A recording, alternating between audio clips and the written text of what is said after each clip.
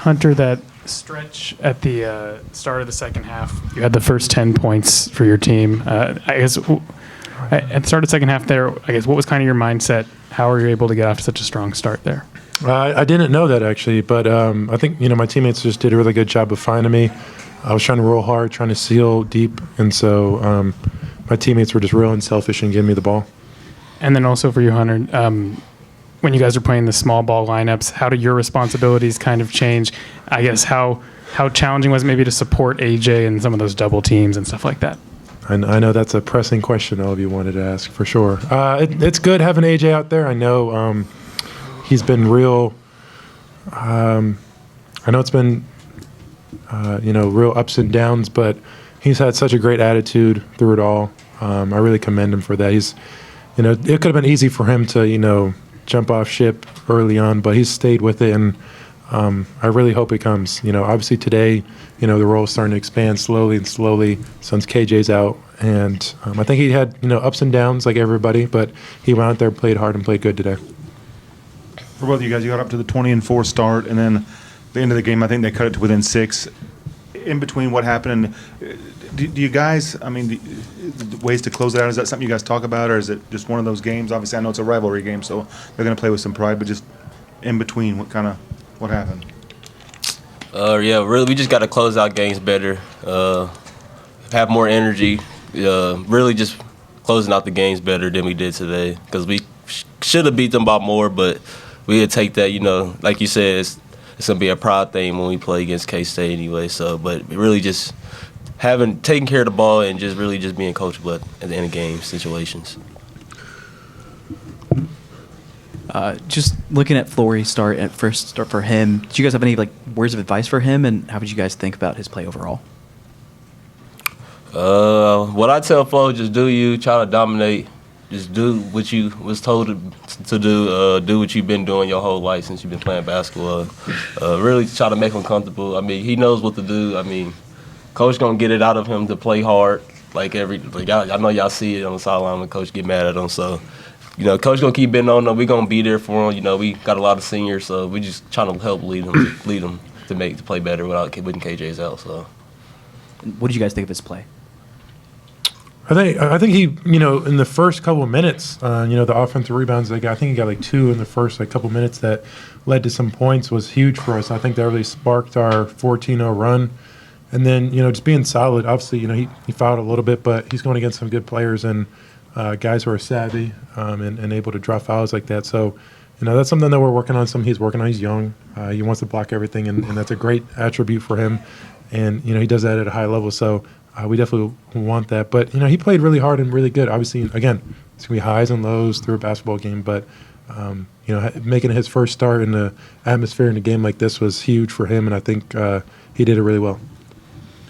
Hunter, any extra emphasis from Coach or from the team as a whole on you and Flory just staying out of foul trouble with him being out there to start? Yeah. Once KJ went out, we only have 2 big men on the roster, unless you want to count Big Deal. But, we got to try to stay out of foul trouble. We got to be smart, especially, with jumping and stuff like that. So we try to be as smart as we can, and, Coach is really good at, making sure that we're staying in good positions and stuff like that. Did you talk about it, or is that something that's just known and maybe don't bring more attention to it, just kind of play the right way? It was quick. It was just something that, you're look around, we only got 2 5-men active, so we got to, try to be as careful as we can, but still aggressive at the same time. And for both of you guys, what kind of role did KJ have today in that assistant coach bench role? Did he factor too much? Did you hear in your ear from him a whole lot, or was he just kind of quiet over there?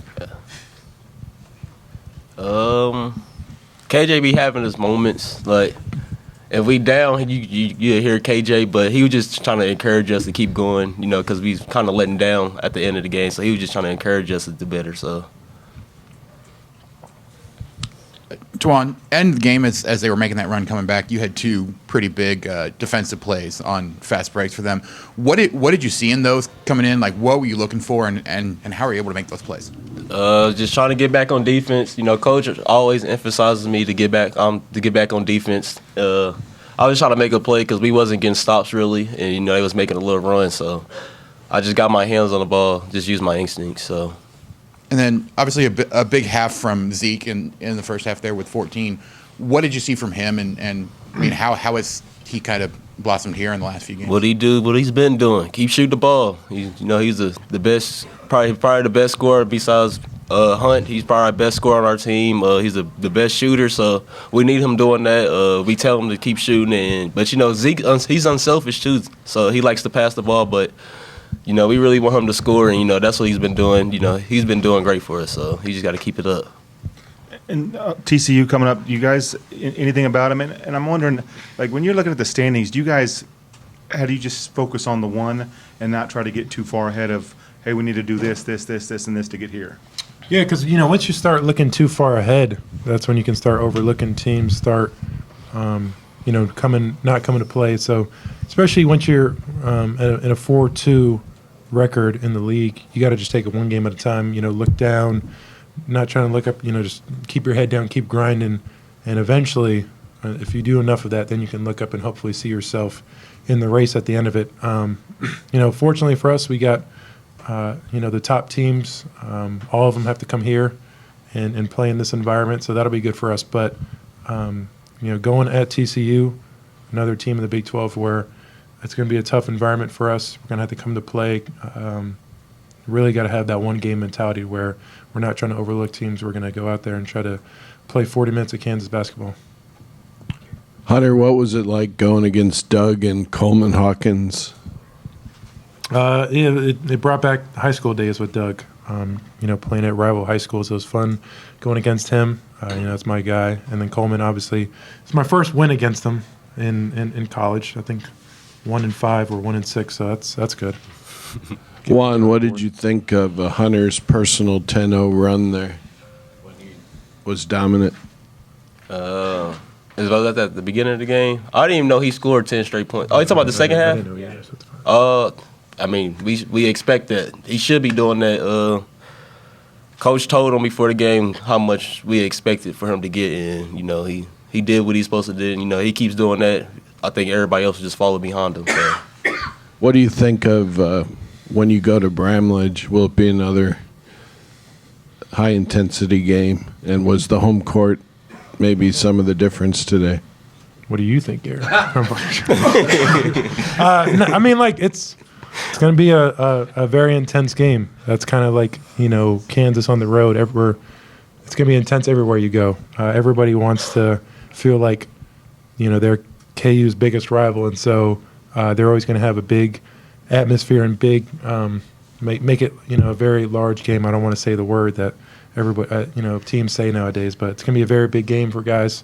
And I think, we kind of let off the gas here. And obviously it's a 10-point win. That's a good win, but I feel like it should have been more. I feel like we were too lax out there, and it kind of gave them a little hope. So hopefully we're going to have to come out there and play really hard because they're going to be fired up for that game and try to play to their home crowd like we did out there. So it'll be a big test for us when that happens. But, again, head down, one game at a time on to TCU. All right, we're done. Go ahead. Hunter, you mentioned the home crowd. Just when you're going – all right. When you're going on the road to face TCU, where do you go to draw that energy if you're not going to have the home crowd behind you? You gotta try to get it within. You got Coach always says, and then it's kind of like a saying where when you're on the road, you're kind of in the foxhole with your guys. I think we bring 15, so the 15 guys and the coaches and managers, everybody, it's got to be within. It's got to be a tight huddle. Everybody kind of feeding off each other and starting off early. That first 4 or 5 minutes on the road is very, very important. You can either, go on a run to where you silence the crowd and you're able to kind of play from ahead, or else, you give a team like a 10-0 run and then you're playing from behind with the crowd and everything. It can kind of go, one or two ways.